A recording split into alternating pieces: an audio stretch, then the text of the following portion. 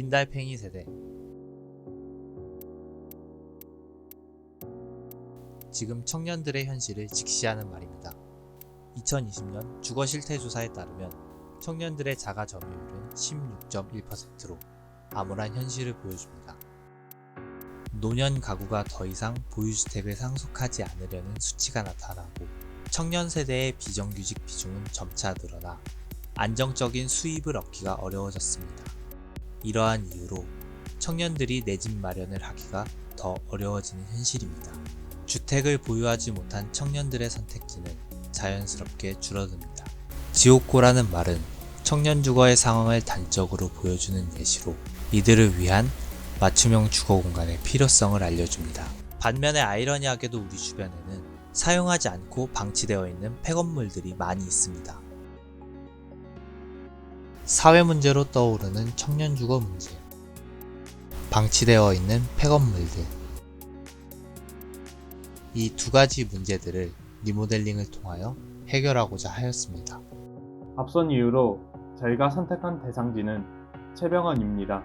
채병원은 충청북도 청주시 흥덕구 사직대로 49에 위치한 건물로 1996년에 지상 10층, 지하 4층 규모로 지어졌습니다.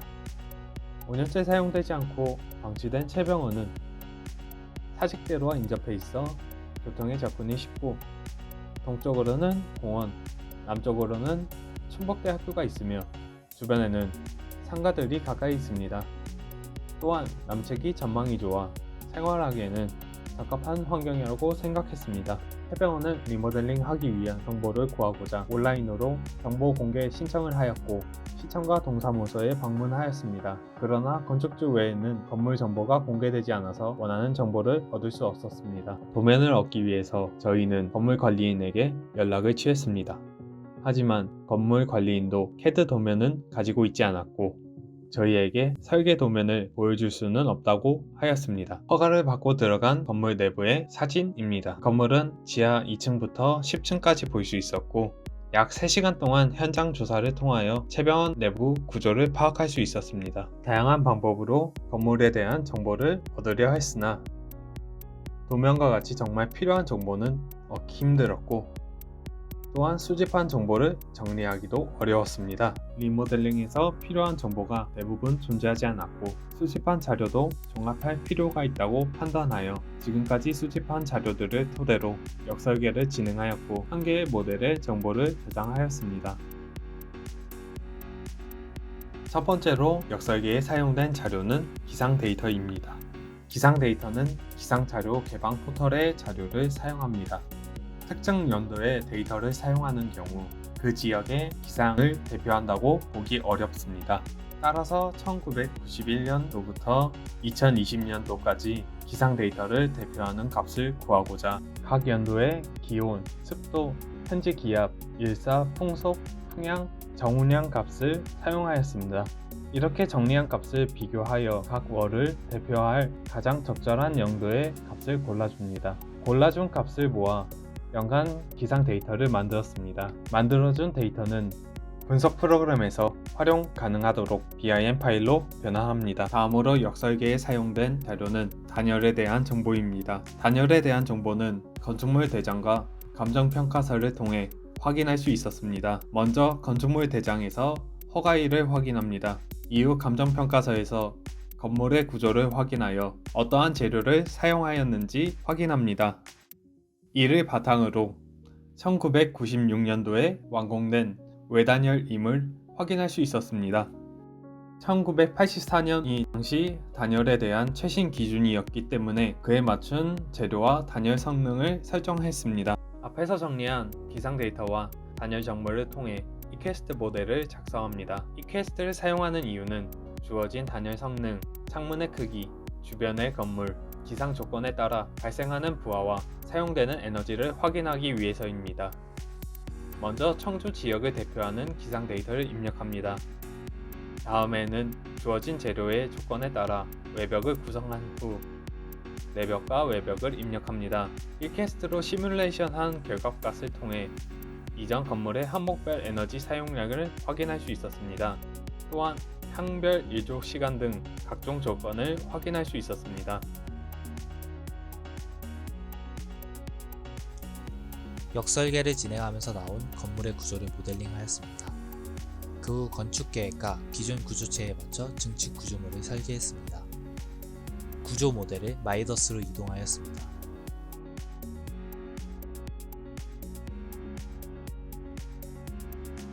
그 후 구조체의 모든 정보를 입력하였습니다. 하중으로는 중력 하중, 풍하중, 지진 하중을 입력하였습니다.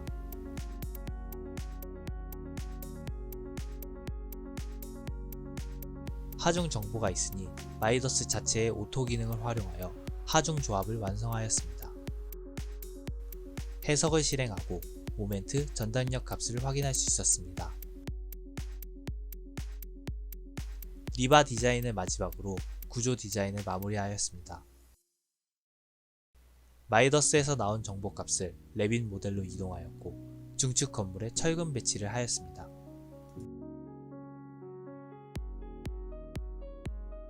작성한 레빈 모델을 통해 얻은 평면, 역설계에 사용했던 기상 데이터, 마지막으로 외벽 구성 정보를 이퀘스트 모델에 사용합니다.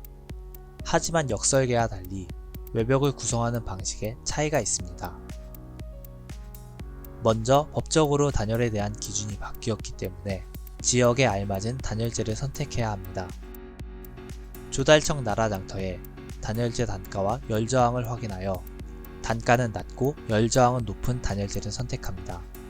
선정한 단열재와 리모델링 과정에서 선택한 마감재를 고려하여 외벽, 슬래브, 지붕 재료의 구성을 결정합니다. 구성한 재료는 이퀘스트 모델에 입력합니다. 이퀘스트 시뮬레이션을 통해 에너지 소비량을 알 수 있고 이를 엑셀로 정리하여 연간 소비 에너지와 비용을 계산합니다. 또한 외벽 정보를 레빈 모델에 입력하여 물량 산출을 하고 단가를 곱하여 재료에 사용되는 비용을 계산할 수 있습니다. 이러한 과정을 통해 최적의 외벽 재료를 설정하였습니다. 철거 공장의 공사 기간을 계산하기 위해서 철거 공정을 정리하고 작업 분류하였습니다. 철거 공정을 두 가지 분류군으로 나누어 가구류, 수장재, 폐기물 제거 작업은 평균적인 폐기물 물량을 사례를 참고하여 구하고 연면적에 비례해 작업 기간을 산출하였습니다. 마감재와 벽체의 경우는 레빈 모델에서 수량을 계산하고 정량적인 값을 통해 작업 기간을 산출하였습니다. 전체적인 공사 기간을 계산하기 위해 리모델링 공사에 네트워크 공정표를 작성하였습니다. 작업 분류 체계를 통해 액티비티를 분류한 뒤 각 액티비티별 공사 기간을 입력하고 우선순위가 있는 작업과 동시 진행이 가능한 작업을 파악해 크리티컬 패스를 추출했습니다. 이를 바탕으로 MS 프로젝트 프로그램을 사용하여 간트 차트를 작성하였습니다. 간트 차트는 공사 전반에 걸친 공정 진행을 파악할 수 있고 비교적 공사 규모가 크지 않은 리모델링 공사에서 사용하기 적합하다고 판단했습니다. 이번 리모델링의 목적은 청년 주거 시설입니다. 청년들의 쾌적한 주거를 위해 IoT 기술을 도입한 스마트홈을 목표했습니다. 도입하려는 IoT 기술을 정리한 뒤 이를 적용하기 위해 필요한 센서들을 확인하였습니다.